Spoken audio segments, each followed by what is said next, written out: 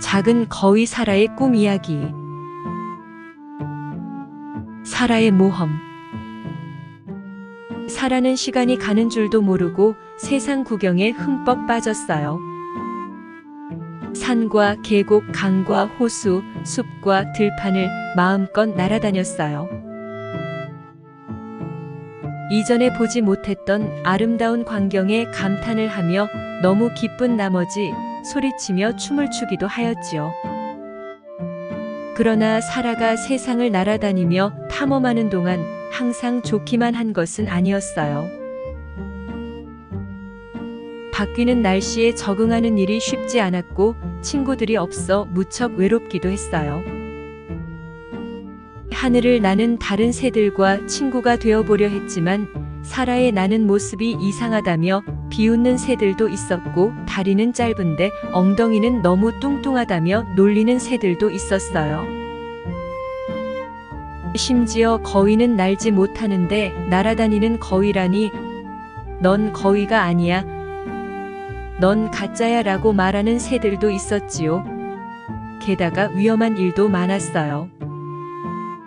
어느 폭풍우가 쏟아지던 날 있었던 일은 너무나 위험했어요. 그날 사라는 사나운 비바람을 피해 동굴 안으로 들어가 젖은 날개를 말리고 있었어요. 그런데 동굴 안쪽에서 갑자기 으르렁 거리는 소리가 났어요. 깜짝 놀라 고개를 돌리자 두 개의 빨간 불이 번쩍하더니 순식간에 사라를 덮치려고 했어요. 날카로운 이빨과 발톱, 빨간 눈과 검은 털을 가진 그는 어두운 동굴에 사는 거대하고 사나운 케일이라는 괴물이었어요. 하늘을 나는 새들로부터 말로만 듣던 케일을 만난 사라는 온몸이 얼어붙을 지경이었어요. 하지만 정신을 차리고 재빨리 몸을 피해 동굴 벽 갈라진 틈 사이로 숨었어요. 그러나 케일의 날카로운 발톱에 꼬리깃이 하나 뽑히고 말았어요. 케일은 날카로운 발톱으로 벽을 핥히며 사라를 움켜잡으려 밤새 으르렁거렸어요. 사라는 너무나 무서워 온몸이 부들부들 떨렸어요. 안전한 호숫가에 살고 있는 가족과 친구들을 떠올리며 눈물을 흘렸어요. 그러나 사라는 레오도 만나지 못하고 호숫가로 돌아가고 싶지는 않았어요. 케일이 지칠 때까지 기다렸어요. 새벽이 되자 으르렁거리던 케일이 쓰러져 잠이 들었어요. 사라는 동굴벽 갈라진 틈 사이를 빠져나와 입구를 향해 바람처럼 쌩 달려갔어요. 그 바람에 잠이 깬 케일이 사라를 잡기 위해 무시무시한 발톱을 뻗었지만 사라가 더 빨랐어요. 비바람이 멎은 새벽 하늘을 향해 날개를 펴고 힘껏 하늘로 날아올랐어요. 약오른 케일이 하늘을 향해 날카로운 발톱을 휘저으며 분한 듯 으르렁거렸지만 사라를 잡을 수 없었어요. 케일은 날 수 없었으니까요. 사라는 꽁지가 빠진 아픔도 잊고 무서운 케일을 피해 그의 소나귀에서 벗어날 수 있어서 너무 기뻤어요. 내가 만약 날 수 없었다면 저 동굴에서 절대로 나올 수 없었을 거야 라고 생각하며 안도의 한숨을 내쉬었어요. 그런데 위험은 동굴에만 있었던 건 아니었어요. 사라를 위협하는 늑대, 곰, 여우 등 야생 동물들도 많았어요. 어느 날 목이 말랐던 사라는 숲속 작은 물 웅덩이가로 갔어요. 덤불 속에 여우가 숨어 있다는 걸 눈치채지 못했지요. 시원하게 물 한 모금을 마시고 고개를 들다가 순간 덤불 속에서 고개를 내미는 여우를 발견했어요. 마침 웅덩이 가에 쓰러져 있던 썩은 통나무 속으로 얼른 숨었어요.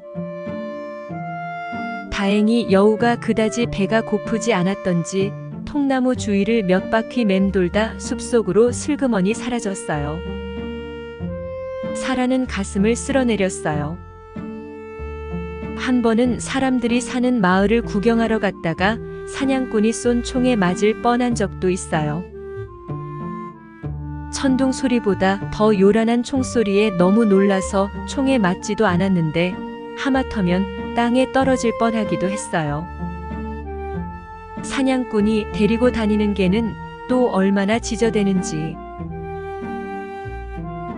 만약 하늘을 날지 못했다면 아마 사냥개에게 잡혔을지도 몰라 혼잣말을 하며 그동안 수없이 떨어지며 하늘을 나는 연습을 한 게 얼마나 잘한 일인가 하는 생각을 했어요.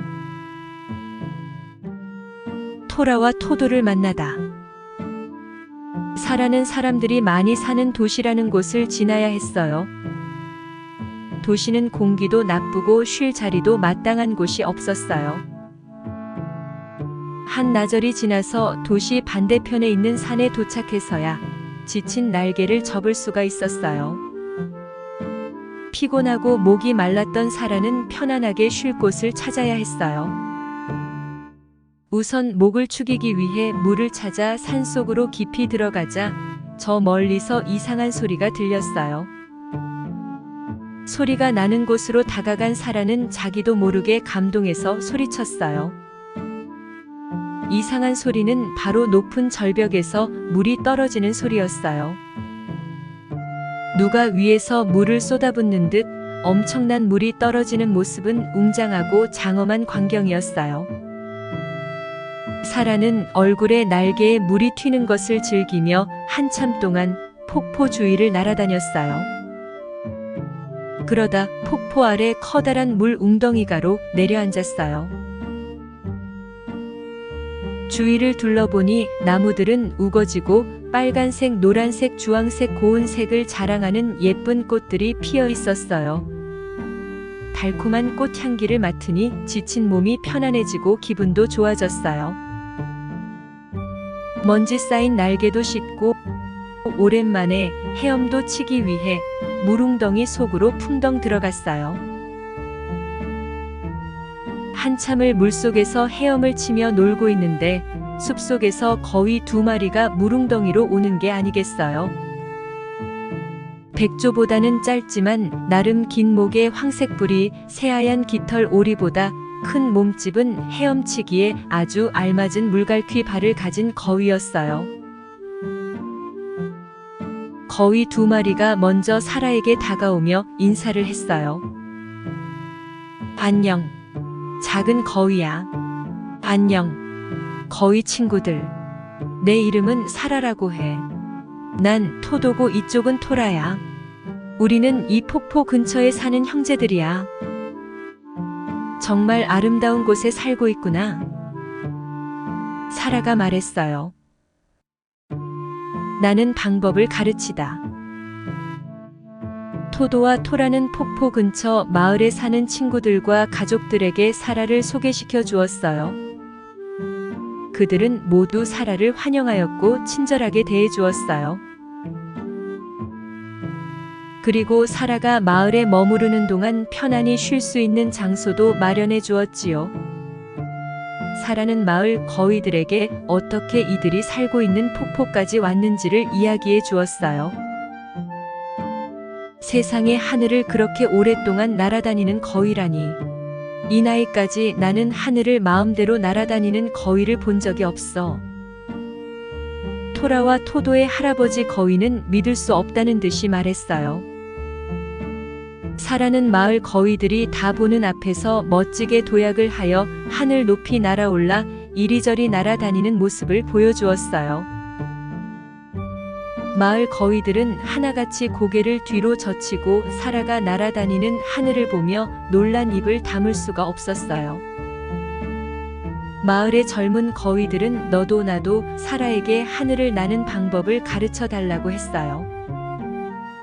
사라는 그들에게 도약하는 방법부터 날개를 사용하는 법과 바람을 가르는 법 등 차근차근 온 마음을 다해 가르쳤어요. 그러나 거위들이 하늘을 나는 것은 결코 쉬운 일이 아니었어요. 사라가 그랬던 것처럼 다치기도 하면서 생각했던 것보다 하늘을 나는 것이 훨씬 어렵다는 것을 깨닫게 되자 하나둘 포기하기 시작했어요. 에이, 이제까지 하늘을 날지 않고 살아도 아무 문제 없이 행복하게 살았어.